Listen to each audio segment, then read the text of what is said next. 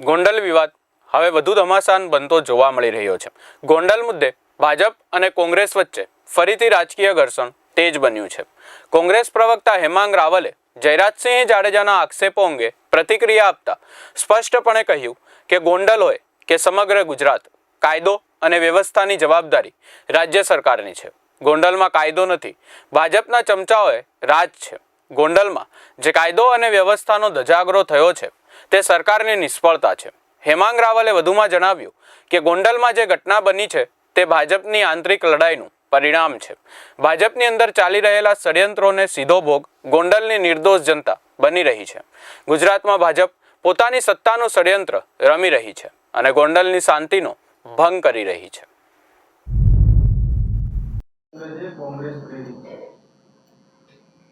જો સૌપ્રથમ તો ગોંડલ હોય કે ગુજરાત હોય, કાયદો અને વ્યવસ્થાની જવાબદારી એ ગૃહમંત્રીની છે અને સરકારની છે।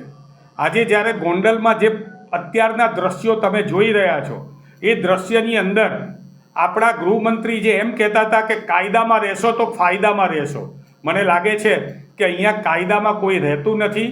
અહીંયા જે પ્રમાણે ગોંડલની અંદર દ્રશ્યો જોવામાં આવે છે એ દ્રશ્યો જોતા ગૃહમંત્રીશ્રી જે વારંવાર કહે છે કે ચમરબંધીઓને છોડીશું નહીં, ચમરબંધીઓને છોડીશું નહીં, પરંતુ અહીંયા ભાજપના ચમરબંધીઓ હોવાથી આ ભાજપની આંતરિક લડાઈ છે।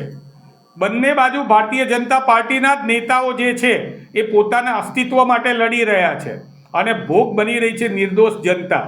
ભૂતકાળમાં અમરેલીની અંદર પણ ભાજપના ધારાસભ્ય અને ત્યાંના જિલ્લા પંચાયતના સભ્યો વચ્ચે આવી લડાઈ થઈ હતી અને ભોગ બની હતી એક નિર્દોષ આપણી પાટીદારની બહેન પાયલબેન, અને એ પાયલબેન ગોટીને જે પ્રમાણે એમને હેરાન કરવામાં આવ્યા, પ્રતિપીડિત કરવામાં આવ્યા, પગમાં લાકડીઓ મારવામાં આવી, આ બધું વસ્તુ જે છે એનો તો અત્યારે હાઈકોર્ટમાં કેસ ચાલી જ રહ્યો છે અને એને તો સજા મળવાની જ છે।